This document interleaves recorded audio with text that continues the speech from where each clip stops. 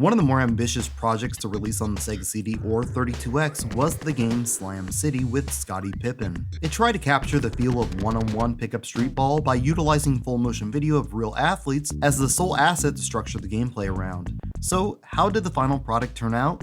Let's have a look. This is Retro Impressions and Reviews, a show dedicated to answering if video games from the past are still worth your time today. When Tom Zito set out to make a digital pictures basketball game, there was one goal in mind: create an experience that captured the authentic feel of gritty street ball without using any animated or computer-generated graphics. In order to accomplish this, a set was designed and built in Hollywood that would allow for uninterrupted filming no matter the time of day, and a casting call was put out to find athletes to fill significant roles to keep the basketball aspects as genuine as possible. Slam City saw release on 3 platforms: the Sega CD in November of '94, a DOS version in December of the same year, and a 32X release 1 month later. According to the manual, the game seems to have complex controls, allowing the player to do everything you would expect in the situation you're supposed to compete. I'm not going to get into the weeds here by discussing the 7 pages that cover them, but it's mandatory that you read the manual and understand it if you want any hope of winning.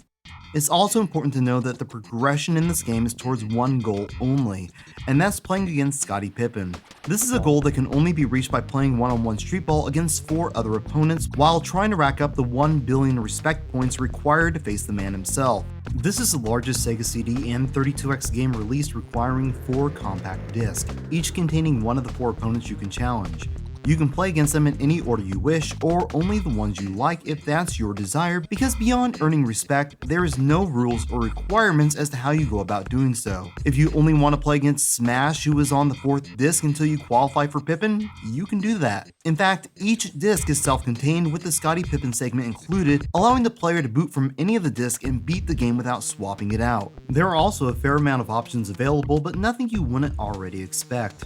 You can save and load past games, something that should be utilized every time you gain or lose respect if you ever wish to see this game's end. You can also look at your lifetime stats and adjust many aspects of the rules, including time on court, possession sequence, and points required for victory. The character you play is called Ace.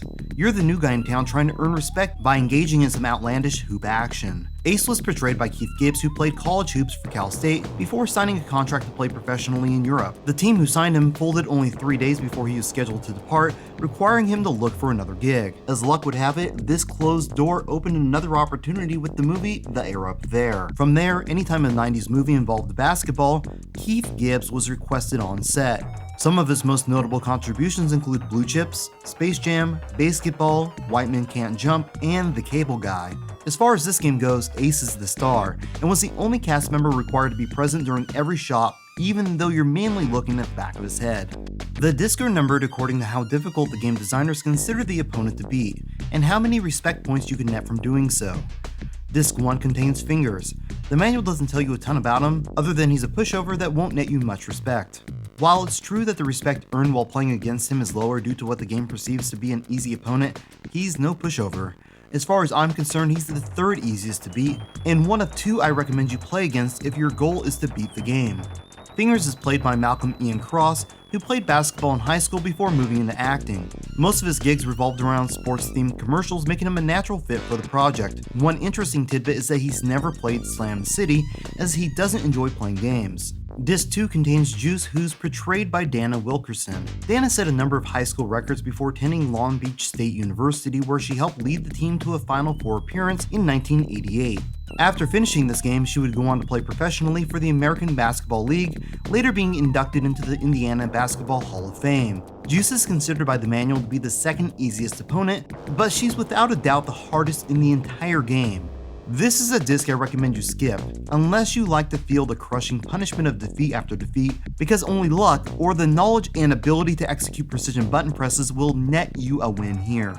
Disc 3 contains Mad Dog, who's portrayed by Keith Newbert. Keith played college basketball for the Nebraska Cornhuskers, making it to the Final Four in 1987.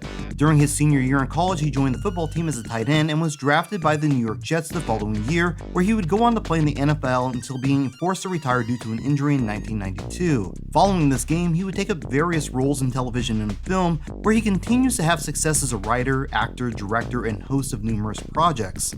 Mad Dog is without a doubt my favorite opponent in the game, due to his large list of one-liners and expressions, something that helps make him the easiest opponent to win against as it's a bit easier to spot what patterns he's gonna run.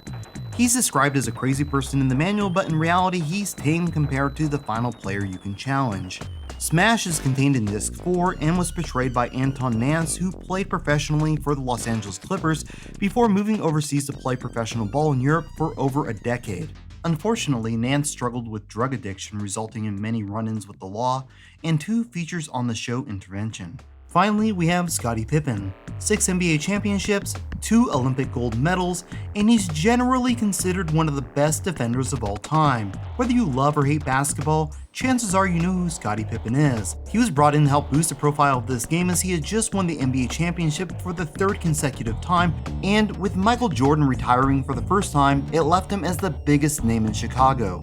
Unlike the rest of the cast who trained for a month before filming began, Scottie Pippen was uninvolved. In total, he was present for 2 of the 7 days filming took place. Because of that, the game contains very little footage of him, and he's generally considered the easiest opponent in the game. Part of the marketing strategy was to emulate the success of Shaquille O'Neal and the cross-promotion done with his music career in tandem with Shaq Fu. One of the most respected music producers of the time, John Bonetz, was brought in to create an original song to be performed by Scottie Pippen. It does a fair job of capturing the spirit of the game, and there was even some consideration for a standalone release that ultimately didn't happen. Think about this. The game contains 4 discs, each with a Red Book audio version of Scottie Pippen's Single Respect. That means by owning this game, you also own 4 copies of the Single Respect that can be enjoyed in your CD player of choice. When you're not playing this game, leave 1 in the office, 1 in the car, 1 in the Sega CD, and the other in your Discman.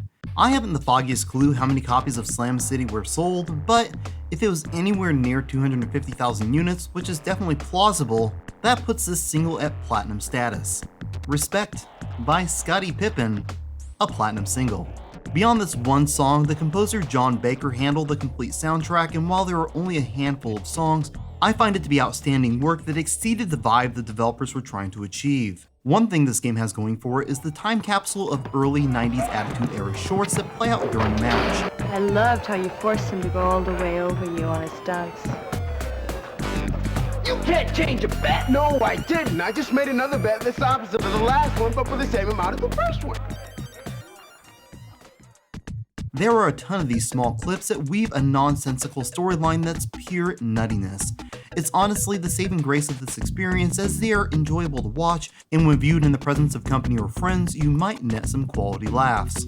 With that, it's time to address some of the common complaints, and there's only really one. The gameplay is some of the worst I've ever encountered, making for an experience that's nearly broken in how difficult it is. There is zero skill involved in winning, as it's a matter of pressing the right action button at the right time to accomplish your goal. This is much closer to the game Time Gal with all the visual aids removed than it is a sports title. Visually, you can be a reasonable distance back from your opponent and attempt a shot that would be impossible to block in any other game, only to have exactly that happen.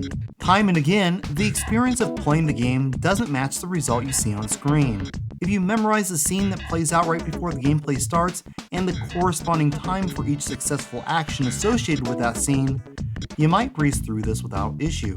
As far as version differences go, there isn't much to discuss. The DOS version can run the video in full screen, but the audio takes a hit. It's also nearly impossible to get working, making it a non-viable option that I can't recommend.